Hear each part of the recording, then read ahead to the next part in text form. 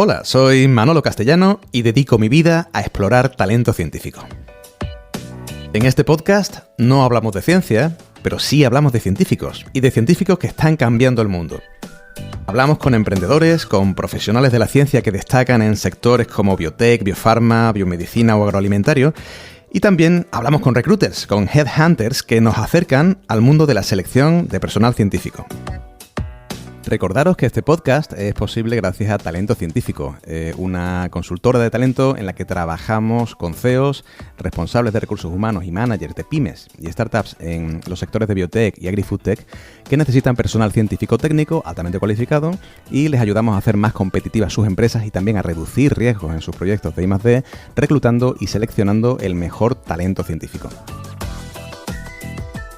Hoy tenemos la oportunidad de hablar con Cecilia Coll. Cecilia es responsable de personas con valores y responsabilidad social corporativa en Quinton Biotech Labs, que es una empresa que se dedica a cuidar la salud y el bienestar con especialidades naturales a base de agua de mar. ¿Queréis explorar talento científico conmigo? Allá vamos con la entrevista de hoy. Cecilia, es un gustazo tenerte en el podcast. Hola, muy buenos días. Un gusto para mí también compartir esta mañana. Es la primera vez que hablamos de cosas tipo podcast, ¿no? Porque hemos hablado de otras cosas, de gestión del talento, ¿no? De reclutamiento, pero creo que es importante esto, ¿no?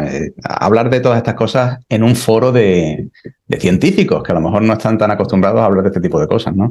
Cecilia, a mí me gustaría también que esto sirviera para ver, y es algo que a mí me encanta personalmente, que es entender el devenir profesional de la gente desde el inicio, porque hay veces que pensamos que las cosas están marcadísimas, ¿no? En la vida, pero realmente no tiene por qué, y hay muchas personas que van modificando sus objetivos, ¿no? Vitales y profesionales. De hecho, tú al principio, tú estudiaste estadística, ¿no? Bueno, es un poco más complejo todavía. Ajá. Yo empecé medicina, y ya que estamos en un foro de científicos. Wow, eso no lo sabía. Vale. Yo empecé medicina, pero la medicina y yo no nos llevábamos así tan genial, ¿no?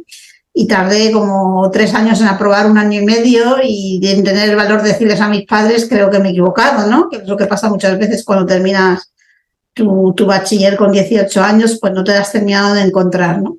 Y fue cuando decidí coger el valor, decirles a mis padres que la medicina no estaba hecha para mí, que cuando aprendía dónde estaba un nervio me olvidaba dónde estaba el siguiente. Uh-huh. Y me fui a estadística, donde ahí hice mi diplomatura sin problema. De hecho, si hoy con mis 53 años, si tuviera que volver a empezar, estudiaría matemáticas, lo tengo clarísimo. Sí, ¿no? Pero como no se vuelve a empezar, pues me he quedado con la diplomatura de estadística. Y hoy estoy gestionando personas. O sea, ¿cómo se llega a esto? ¿Cómo se empieza con medicina, se estudia estadística y se termina gestionando personas?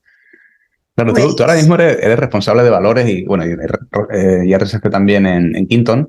Pero claro, en aquel momento no lo sabías, ¿no? En aquel momento sabías que querías no hacer medicina, ¿no? Y quizás aprender más. ¿Qué es lo que te hizo decidirte ir hacia ese otro lado, ¿no? Porque en principio entre la medicina y la estadística no hay tanto en común, ¿sí? No hay tanto, no hay nada en común, salvo que es ciencia también, ¿no? Y al final las matemáticas también son ciencias. Mi mente es una mente cuadriculada, aunque especialmente emocional, pero cuadriculada. Y yo he sido siempre de mucho razonamiento, y en las matemáticas encontraba pues mucha claridad y no sé, estadística fue algo que me gustó muchísimo. ¿Cómo aterrizo siendo la responsable de personas y de valores en una empresa? Pues realmente Quinton, que es donde trabajo desde hace 30 años, es una empresa familiar que trajo mi padre en España en el 96. Y fue él el que nos dijo, cuidado, una empresa, una organización no es solo una cifra de negocio, es un proyecto integral. Y con esa cuna que tengo que agradecer a mis padres, es como he ido descubriendo. Al principio éramos pequeñitos, empezamos siendo 3, pues al final entendimos que cada uno se tenía que ir profesionalizando, ¿no? Yo me quedé con finanzas, muy relacionado con estadística, y con el departamento de personas, pero fuimos creciendo y al final hubo que dividir finanzas y personas. Cuando ya las pymes crecen y se organizan, hay que separar, ya dejas de ser multitask, y me dieron a elegir y yo me fui hacia el mundo de las personas porque ahí está mi corazoncito y el alma con el que me gusta gestionar a los equipos. O sea, que tú, aparte de ser la parte más contable inicial, decidiste tú cambiar e irte hacia las personas. Hacía las dos cosas y al final el mundo que realmente me apasiona es el mundo de las personas y descubrir que detrás de cada persona hay siempre talento y este talento pues es un gustazo trabajar con ellos y yo cada día le pongo más pasión a esa gestión del talento, ¿no? A esa gestión de personas y es donde realmente me siento o sea, profesionalmente muy realizada. Oye, y cuando tú entraste en ese mundillo que en principio no era tan cercano a lo que estabas haciendo antes, claro, entiendo que, en cierto modo, me pasa a mí algo parecido. Eso está lleno de psicólogos, ¿no? De mucha gente que ha estudiado psicología, máster de recursos humanos, ¿no? Y tú eres como el bicho raro en ese inicio, ¿no? ¿Tú te sentiste de alguna manera el outlier, el que era un poco diferente en ese mundo de recursos humanos? Yo siempre he sido muy diferente porque la experiencia que nos ha llevado pues hoy a ser marca empleadora ha sido solo el propio trabajo. Yo no tengo un doble máster, yo no he escrito un libro, yo no he hecho estas cosas. He aprendido a base de mucha lectura, de mucha biografía, de mucha formación externa, pero realmente he ido aprendiendo con el paso de los años, ¿no? He ido profesionalizándome con el paso de los años, que al final la experiencia también pues hace que al final llegues a los mismos objetivos de una forma un poquito diferente, pero creo que a día de hoy pues me considero una responsable de personas con conocimientos. Y eso ha sido a base de caerse y levantarse muchísimas veces, pero esa es la línea de aprendizaje que nunca para. Cuando te preguntan, bueno, entonces cuando termino la carrera ya está, pues no, nunca ya está. El aprendizaje continuo es el resto de nuestras vidas e incluso después de la jubilación uno sigue aprendiendo. O sea que ese es el camino de la vida. Oye, ¿y qué trajiste tú de ese mundillo más científico, ¿no? Más matemático, más contable o estadístico, a un mundo en el que lo importante son las personas, pero hay veces que se nos olvida medir cosas? Pues a mí lo que realmente me motiva o motiva a gestionar el talento dentro de la empresa en la que estoy es que podamos siempre ser uno mismo. O sea, yo llevo 30 años en la empresa, soy madre, tengo 3 hijos, familia numerosa. Desde 1997 siempre hemos trabajado en jornada continua, con las tardes libres. Yo he podido llevar a mis hijos a suscriptorías, he podido trabajar desde casa desde hace muchísimos años, he podido ir a los festivales, he podido ser yo misma en la faceta en la que yo tenía hijos, pero luego mis hijos han ido haciendo mayores, he podido cuidar de mis padres y a nivel profesional he entrado dentro del comité de dirección. Al final, profesionalmente, familiarmente y personalmente, yo he podido ser yo misma durante estos 30 años, ¿no? Y creo que lo más bonito de un proyecto de empresa es que al final uno pueda ser uno mismo dentro de la propia empresa en esas 3 facetas. Y igual que mi historia es esta, pues la historia de mis 65 compañeros, pues me gusta también que sea la suya propia y que no tengan que renunciar a nada a nivel familiar, profesional y personal a lo largo de los años que está compartiendo con nosotros el proyecto. Claro, es que tiene un porqué, ¿no? Si desde el inicio ya se estructura una empresa como una empresa con valores familiares, porque es la propia familia la que toma el mando, ¿qué cosas tienes que hacer diferentes? ¿O qué cosas hacen diferentes las empresas familiares de una corporación que sea que tenga otra visión desde el inicio? Yo supongo que desde el inicio un propósito y definen un propósito de empresa, eso es muy importante, y luego los valores con los que se quieren mover. Nosotros, por ejemplo, desde el área de personas, si hoy decide cualquiera que nos esté escuchando pues mandar su candidatura, tiene que entrar en nuestra web, entrar en Únete a nuestro barco. Y ahí, en vez del típico formulario de mándanos tu currículum vitae aceptando las cláusulas de la Ley de Protección de Datos, te encontrarás una serie de preguntas muy peculiares y ahí empieza todo. Ahí empieza la selección por valores. Sin importar tus estudios, ni tu edad, ni el género, ni dónde resides. Simplemente, primero, dinos con qué valores te mueves, ¿no? Porque al final tiene que haber un unísono entre los valores de la empresa y los valores de la persona, para que el proyecto puedas sentirlo tuyo y también que quien te pueda sentirte que tú eres parte del proyecto. Entonces, esta definición de valores desde el inicio, desde la preselección, ya son muy importantes. Y luego lo que nos va bien a nosotros es renovar esos valores. Hoy somos una plantilla de unas 65 personas, éramos 3 en aquel entonces. Renovar esos valores cada 4 años con una votación democrática, es decir, con qué valores nos seguimos sintiendo, queremos movernos, ¿no? Y creo que eso es muy importante para darle luego sentido a todo un proyecto muy complejo. Y cuanto más grande, más importancia tiene el tema de los valores. Oye, ¿cambian realmente esos valores de 4 años en 4 años? O sea, ¿la gente cambia? Muy poco. Quizás pasan con el paso del tiempo y con la cultura organizacional que tenemos aquí, quizás puedo decir que antes le dábamos, siempre salía en 1 y 2 la calidad y la excelencia, y ahora sale a la par con el calidad y excelencia la humanidad y la felicidad. O sea, quizás con todos estos años de cambio cultural o de cultura más arraigada, hemos puesto a la par la excelencia con la felicidad y la humanidad. Qué bueno.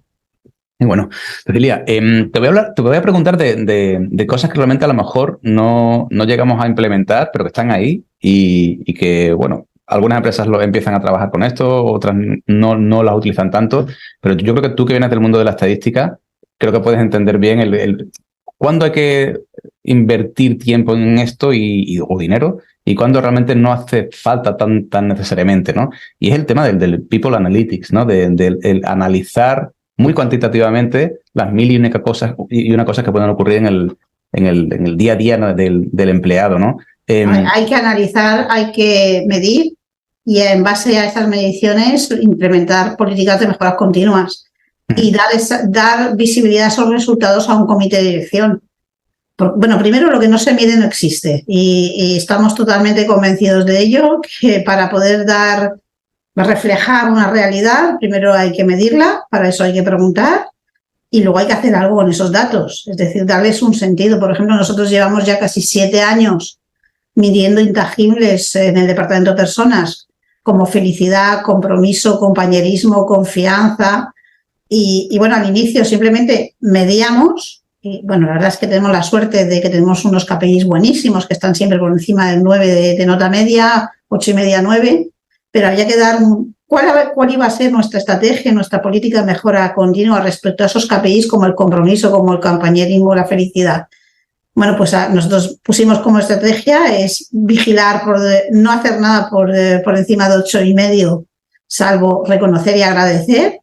Entre 8,5 y 7,5 avisamos y vigilamos solo el departamento de personas por si hay que implementar algo y por debajo de 7,5 ya hay reunión con el comité de dirección para analizar qué es lo que está pasando y dónde podemos actuar y qué es lo que tenemos que hacer. O sea, los KPI están para luego utilizarlos para mejorar, ¿no? el plan de proyecto que tenemos entre manos.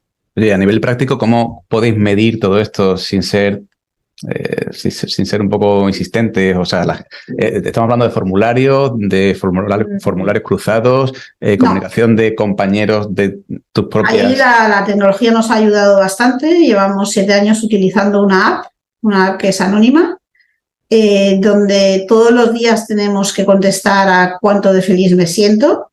Hace 7 años nos planteamos desde el comité de dirección si solo feliz a nivel laboral o feliz en general.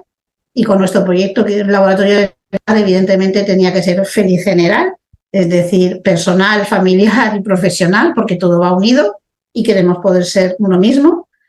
Y la aplicación simplemente es con la carita, estás cómo te sientes y puedes poner un comentario, es anónimo. Y luego hay unas KPIs, unas preguntas que son recurrentes y aleatorias, que vienen a preguntarte 3-4 veces al año, de forma anónima, donde ya pues mides confianza, compañerismo y etcétera. Al final nos obliga al equipo a hacer introspección y a preguntarnos si realmente cuando esta mañana mi compañero me ha mirado de reojo es suficiente para poner que tenía un mal día de trabajo. Ese trabajo de introspección nos ha cambiado bastante la forma de ser Y luego el departamento de personal nos da información en tiempo real que nos permite reconocer y agradecer cuando las cosas van muy bien, pero cuando las cosas no van bien, pues nosotros tenemos un índice de felicidad que ronda el 96-97% de felices. Eso no significa que de vez en cuando no haya que gestionar algún conflicto o trabajar algún ego. Pues esa aplicación anónima, del anonimato es muy fácil hablar, pues nos ha permitido trabajar en tiempo real. Y creo que no es invasivo, es fácil y participa al 100% de la plantilla.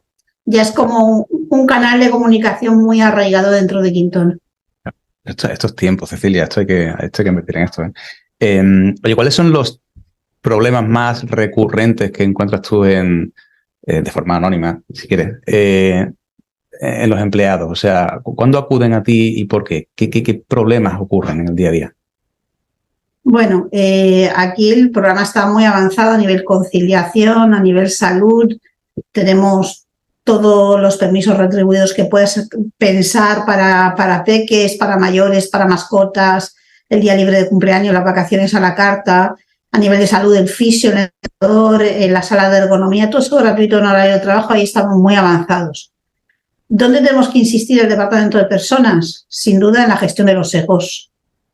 Y luego en darle valor a realmente lo que hacemos y lo que nos ofrece la empresa, porque se nos olvida a las personas, ¿no? Y a lo mejor el día libre de cumpleaños tú lo vives como algo muy normal, porque llevas muchos años pues no trabajando el día de tu cumpleaños, pero esto es un valor añadido que hay que valorar, y la única forma de poder valorarlo es que a nivel del departamento de personas tengamos continuamente que hacer comunicaciones internas dándole ese valor añadido a todos esos pluses de los que disfrutamos en la organización, y eso es para nosotros muy importante. A nivel de gestión de conflictos, sin duda, es la gestión de los egos. Al final, y cuanto más somos, más complicado. No dudar a hacer team building. Por ejemplo, la última que recuerdo así hablando es una formación de gestión de equipo con todos los operarios de producción trabajando con la esgrima. Ese es nuestro, así que recuerde así por encima, pero bueno, hacemos muchas formaciones de este estilo, un poco diferente. Intentemos tocar a todo. Hoy por ejemplo, tenemos a compañeros que están en Madrid, pues analizando, que no tienen nada que ver con el departamento de personas, analizando el método DISC, para luego poder saber pues cómo trabajar con el equipo, ¿no? Al final intentamos pues trabajar los egos, trabajar las habilidades sociales y personales, que al final es siempre lo más complicado dentro del mundo de las personas. Claro. Vosotros tenéis el acierto de empezar la casa no por el tejado, ¿no? Sino justo por abajo, en el propio reclutamiento de la persona. Se entiende que si tenéis estos valores, queréis reclutar a una persona que claramente tenga esos valores. Entonces entiendo que también quizás sean más proclives los propios empleados a dedicarle tiempo a todo esto, ¿no? Porque hay veces que las formaciones, ¿no? El tema de recursos humanos, a lo mejor estás tan presionado en el día a día con tus KPIs, etcétera, que no le da importancia a la empresa a esa otra parte. En vuestro caso sí insistís. ¿Tú ves algún tipo de evolución o de cambio en la forma de pensar o de trabajar de una persona que comienza, un nuevo empleado, a una persona que entiende ya con el tiempo, con los años, el porqué de esa aplicación, el porqué de insistir diariamente en esa cosa, el proceso de cómo debe trabajar un grupo humano y las reglas que hay para que haya ahí reflexión, ¿no? Y una gestión real del talento?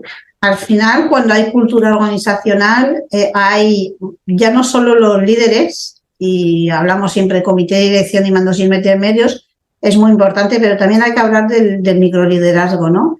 O del pequeño líder. Y al final hay que darle voz a ese pequeño líder. Lo que hemos visto, por ejemplo, en todos estos años, o en los 30 años que llevo gestionando personas, he visto personas llegar. Nosotros le damos mucho. Nuestro propósito es la salud integral.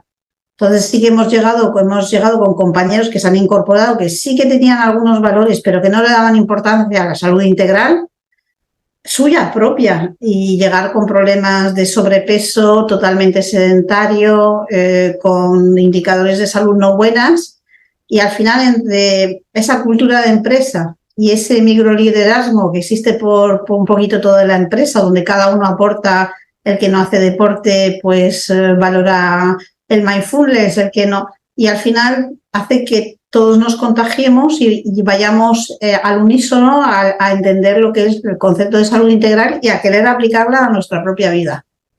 Y eso es lo que conseguimos. ¿Te has encontrado algún empleado que al principio fuera muy reticente a este tipo de cosas y que con el tiempo se diera cuenta y te dijera... Bueno, tengo mi propio compañero de departamento, como decía él, era exento de gimnasia en bachiller, llegó con sobrepeso, era fumador y ahora pues físicamente ha dado un cambio brusco, ha dejado de fumar, ha hecho sus maratones y realmente tiene una alimentación totalmente sana, equilibrada y se cuida realmente, ya ha entendido el porqué de cuidarse. Al final el cuerpo es el único sitio donde vamos a vivir hasta que nos vayamos de aquí.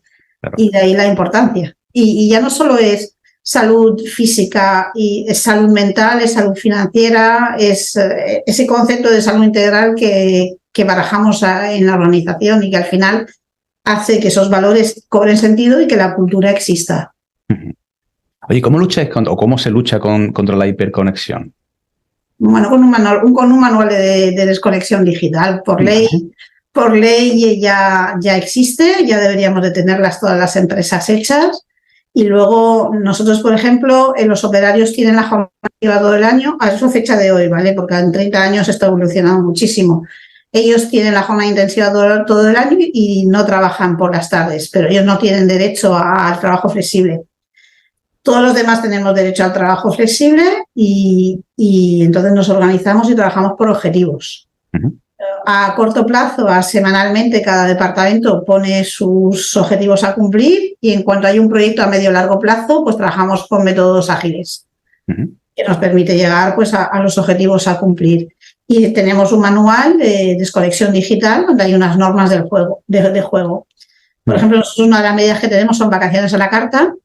Y entonces hay que respetar, nosotros normalmente cerramos la unidad de producción 3 semanas en agosto y una en Navidad, pero el resto de departamentos no lo hace así y puede elegir a la carta sus vacaciones. Pues hay unas reglas de juego sobre el derecho a la desconexión cuando tú estás de vacaciones y el resto de compañeros no y viceversa. Entonces se planifican una serie de reuniones y de hitos para que nadie moleste a nadie en sus periodos de vacaciones a la carta. Pasa lo mismo con los tiempos de respuesta a los diferentes canales de comunicación. Hay que establecer unas reglas del juego. Y luego, algo que hay que hacer siempre desde el departamento de personas, comunicar, insistir y comunicar. Y siempre nosotros del departamento de personas vamos mandando tips o hacemos reuniones para trabajar este tema. Además de que existe algo de desconexión. Muy bien. O sea, me parece primero fantástico y además lo que más me... Claro, lo que más me interesa en este aspecto es, tú sabes que yo suelo trabajar con empresas que suelen ser pymes, es que esto, ¿hasta qué punto es escalable a una empresa que sea muy grande, a una multinacional? ¿Esto se puede hacer? A ver, me imagino que las reglas del juego irán evolucionando, cambiando en función... ellos muchas veces, las grandes multinacionales, pues tienen acceso a más presupuesto y las pequeñas empresas a menos, ¿no? Entonces, esto es un freno dentro de las pymes y algo a favor de las grandes. Pero, por ejemplo, las pymes tenemos muy fácil la comunicación interna, mucho más fácil que las empresas, las grandes multinacionales. Y al final, el café para todos no vale, ¿no? Y hay que, con sensatez y sentido común, ver cuáles son las herramientas que canales de comunicación en una grande y en una pyme, pues seguro que no tienen nada que ver. Y una empresa que tiene pues 50.000 sucursales por toda España no trabajará igual que una empresa que está geolocalizada en un solo punto. Pero al final le toca al departamento de personas y al departamento de comunicación pues barajar todos los canales de comunicación posibles y igual ver cuáles son los más sensatos y los que tienen su sentido común. Y luego algo que no hay que olvidar, hay que preguntar. Hay que preguntar porque muchas veces si no preguntas no sabes. A ti te puede parecer genial el día libre de vacaciones, pero es que a lo mejor las 65 personas que trabajan aquí estiman que el día libre de vacaciones no tiene el día del cumpleaños libre no tiene ningún sentido, ¿no? Entonces hay que ir hacia esa escucha activa y muchas veces multidireccional, no solo ascendente y descendente. También hay que saber escucharse. De hecho, aquí el nivel de compañerismo es también muy alto y eso es lo que hace también posible ese tipo de cultura de empresa. Pero esa comunicación comienza al inicio del todo, ¿no? El cómo tú te pones en contacto, bueno, la marca empleadora tuya y después cómo inicias ese proceso de selección. ¿Cómo suele ser ese proceso de selección o ese reclutamiento inicial, Cecilia? Bueno, depende. Nosotros terminamos siendo por nuestra cultura de empresa marca empleadora y tenemos una base de datos muy amplios de muchos currículums vitae que nos llevan a través de ese formulario tan diferente cuando tienes que mandar tu currículum, ¿no? Utilizamos también bastante LinkedIn a través de Recruiter y de vez en cuando pues hay perfiles tan técnicos y tan diferentes pues que hay que ir a un proceso de selección externo, ¿no? Pero lo importante, una vez que hemos visto un poquito los valores con los que se mueve esa persona, también es el manual de bienvenida. Insistir mucho, si no, a la hora cuando llega ya no es solo explicarle el catálogo en esas 90 medidas que puede elegir a la carta según quién es, pues cómo ser feliz y tener calidad en el empleo, sino también explicarle lo que es el manual de desconexión, el del acoso, el de cortesía, el de manual de conducta, pues todas esas reglas del juego, pues hay que transmitirlas desde el inicio, porque es verdad que en una organización con esta cultura, o la cultura la sientes tuya o no terminas de encajar dentro de la organización, es así. Cecilia, hay algo que te tengo que preguntar que no está tan relacionado, pero por favor cuéntame algo de vuestra comunidad perruna. Vale, bueno.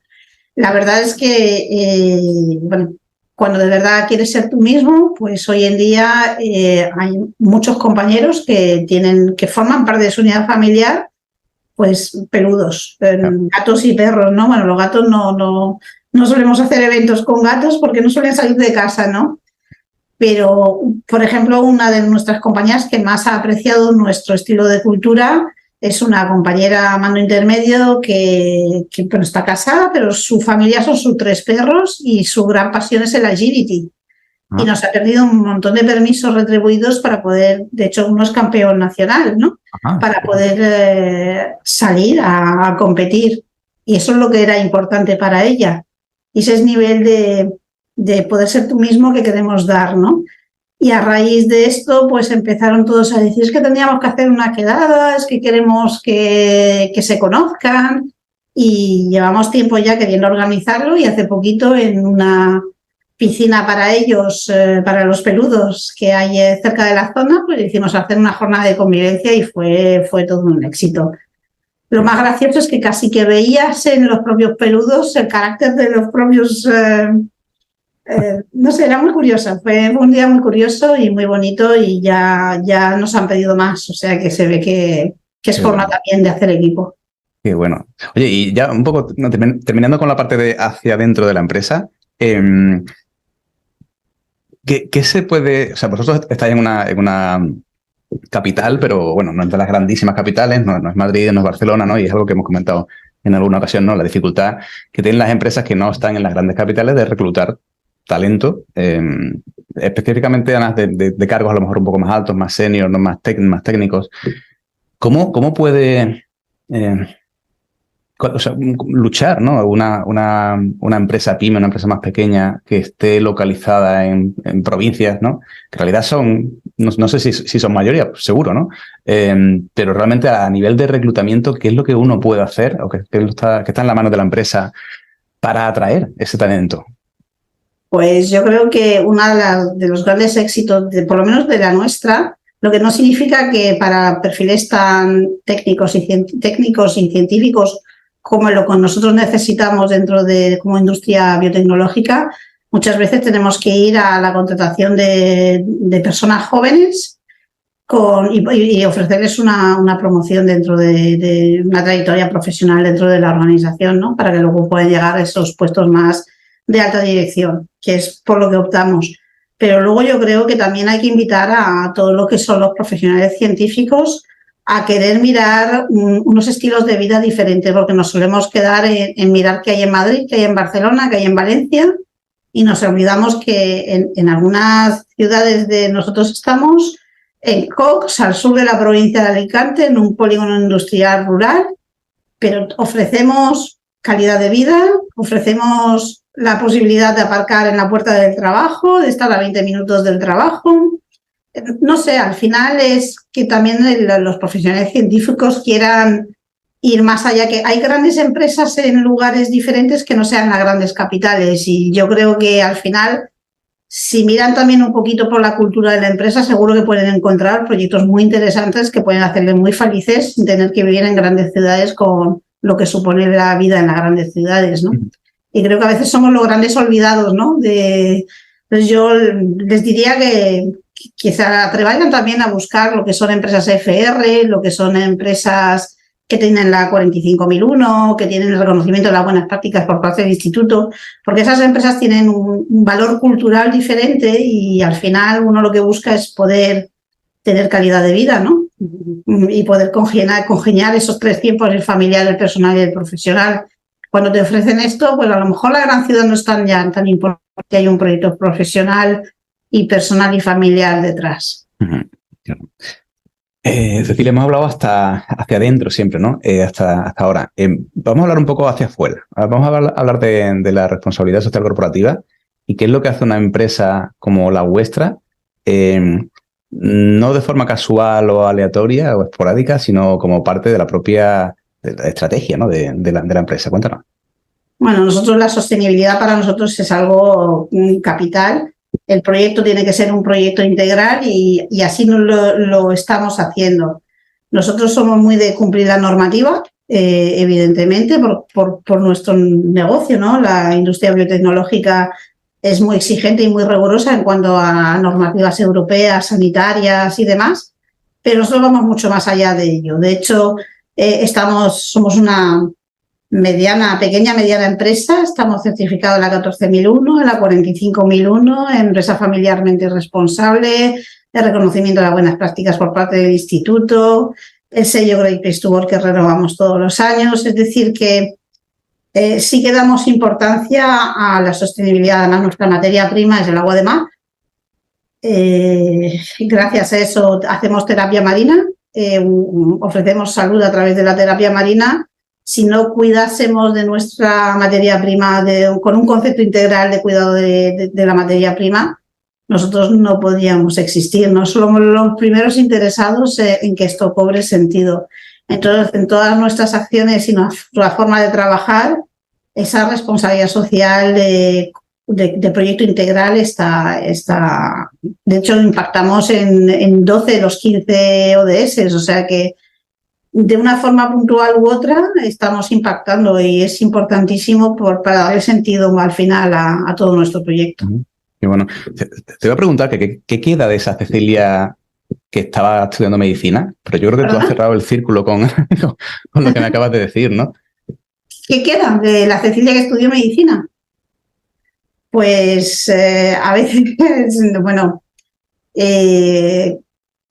no sé, creo que todo está relacionado, ¿no? Y al final el mundo de la salud forma parte de mí misma y cobra mucho sentido el querer racionalizar a través de mi mente cuadriculada matemática, pero esa esencia que tuve de 3 años de medicina me llevan a tener ese concepto de salud integral todavía más metido dentro de mí.